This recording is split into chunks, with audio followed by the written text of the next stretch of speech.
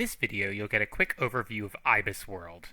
This database is useful primarily for information about a whole industry or an entire economic sector. It's possible to search in the default search box by a keyword, by a specific company, or by an industry code if you know the code number, and if you don't know what those are, don't worry about it.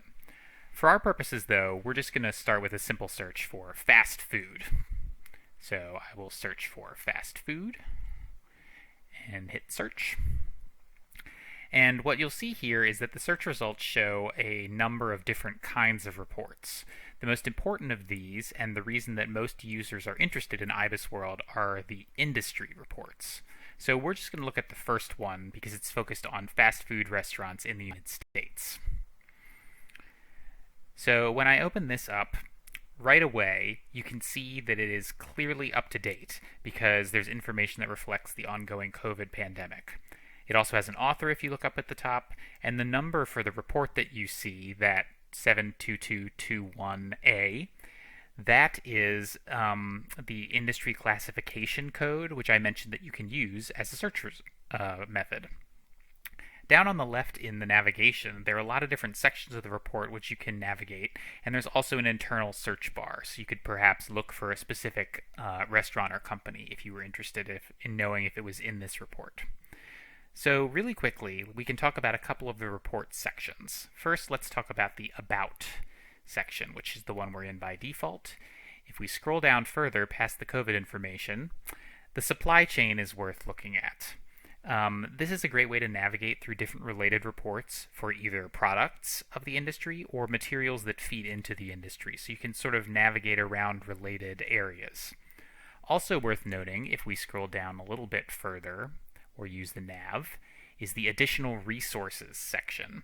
This has links to other sources of information like, in this case, government information, the Census Bureau, or trade groups like the National Restaurant Association. So it's another way to kind of start understanding the landscape of this industry.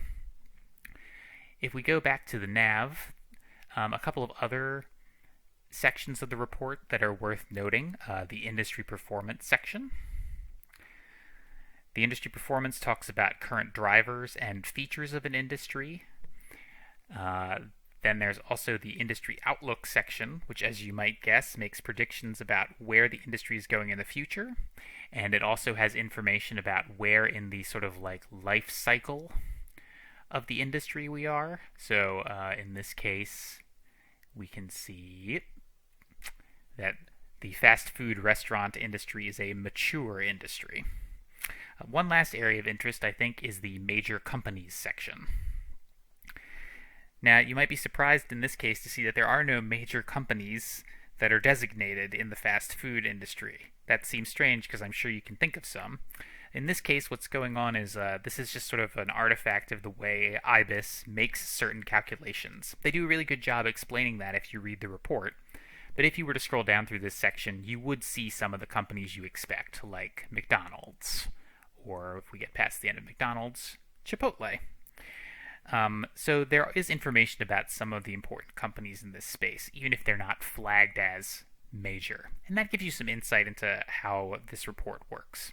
We've really only scratched the surface of what IBIS has to offer. There's really a wealth of information for a researcher trying to understand an overall industry.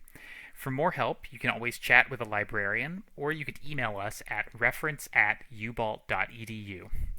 So good searching, everyone.